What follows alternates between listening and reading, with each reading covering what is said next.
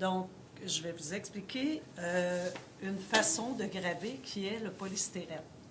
Donc, on va commencer par prendre notre cahier de traces et on va dessiner un dessin à l'intérieur de notre cahier. C'est important que le dessin qu'on fait ou le dessin qu'on va créer ait des lignes, ait des textures, des motifs, parce que quand on fait une gravure, il faut qu'il y ait des détails. OK? Donc, on s'applique à faire un dessin précis avec des détails de texture, comme j'ai dit tantôt. Donc, on prend notre papier calque, OK? On prend un papier calque ici, vierge. On vient le mettre sur notre dessin, OK? Donc, on le dépose sur la table avec un crayon ici.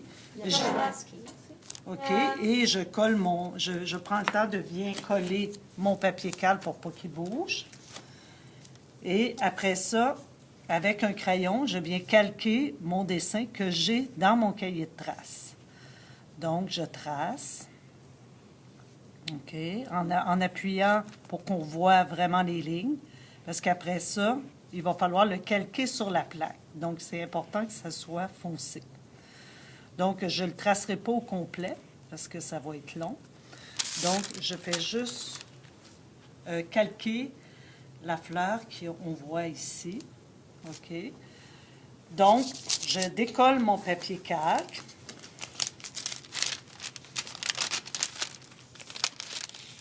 En faisant attention pour ne pas le déchirer. On le tourne. Donc, on le tourne de bord. Donc, si on regarde... Excusez-moi, je vais vous montrer le vrai dessin. Alors ici, on a le dessin. Et ici, si je l'inverse, on voit que la fleur, OK, elle devient du côté, elle est du côté gauche sur le brouillon, elle devient sur le côté droit parce qu'on inverse le papier calque. C'est important aussi de couper le papier de la même grandeur que la petite plaque ici de polystyrène. Donc, si je coupe, je viens couper la même grandeur en prenant soin de bien découper. Ici, comme ça, ici. Comme ça.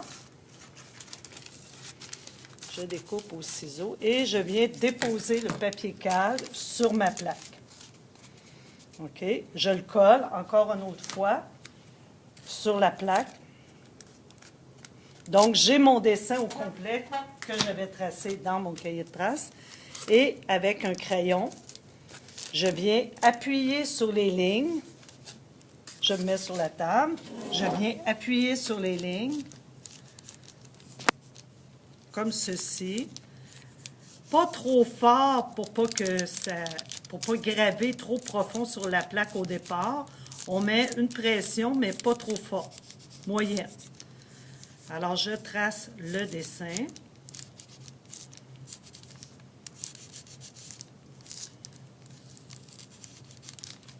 OK, je ne le ferai pas au complet non plus. Je l'enlève et j'obtiens ici le résultat de la plaque de styromousse. Ce que je peux faire, une fois qu'il est gravé, je peux venir repasser par-dessus mes lignes pour voir si c'est bien gravé, pour voir si nos lignes sont assez enfoncées. Je peux ajouter des textures si je vois qu'il en manque. Je peux, avec un crayon, venir imprimer des choses, c'est-à-dire en appuyant fort sur le polystyrène. Donc, c'est une autre technique d'impression qu'on peut faire.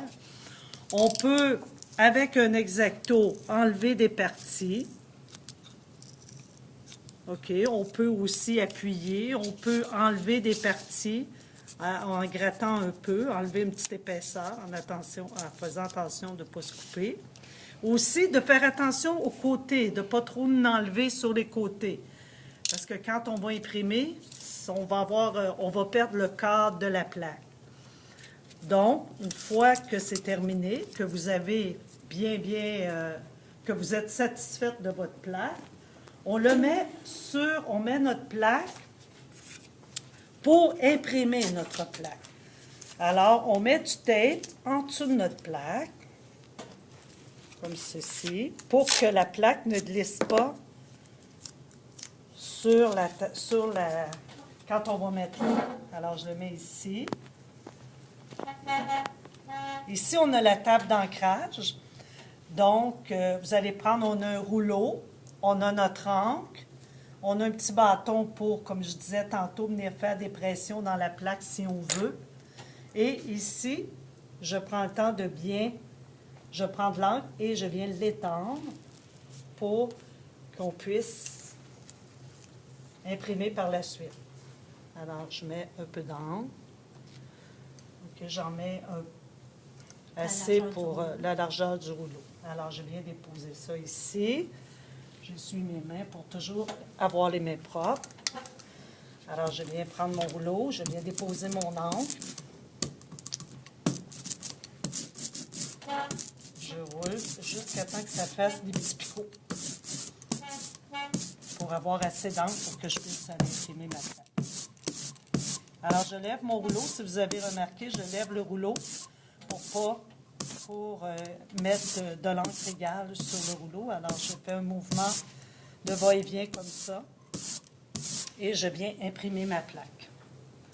Donc, je passe le rouleau sur la plaque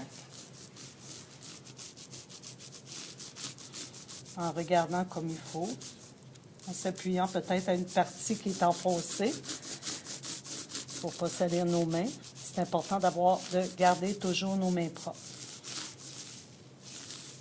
OK, on a un passage de fait. Moi, je dirais peut-être venir chercher un autre passage. Un peu d'encre encore pour faire un autre passage. Est-ce que tu vas rouler dans l'autre sens? Je peux rouler dans l'autre sens aussi, oui, pour m'assurer que j'ai de l'encre partout. Parce que des fois, le polystyrène peut avoir des défauts. Oui, c'est ça. Des fois, je peux creux. repasser un petit peu comme ça si je veux. Alors là, il me semble correct. On va vérifier. Je dépose mon rouleau à l'envers. Je prends ma plaque.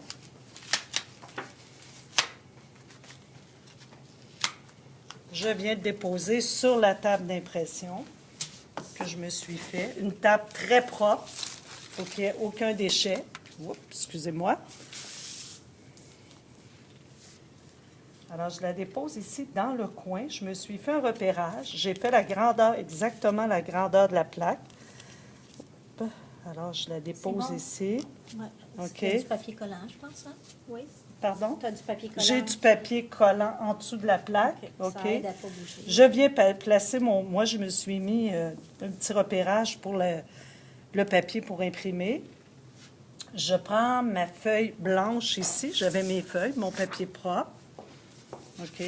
Alors, je vérifie mes mains, s'ils sont propres, et je viens déposer dans le coin gauche, toujours ce coin-là, je viens mettre mon papier en le laissant aller complètement. Je dépose ma main doucement, je viens frotter, et avec la paume de ma main, je viens faire des mouvements rotatifs.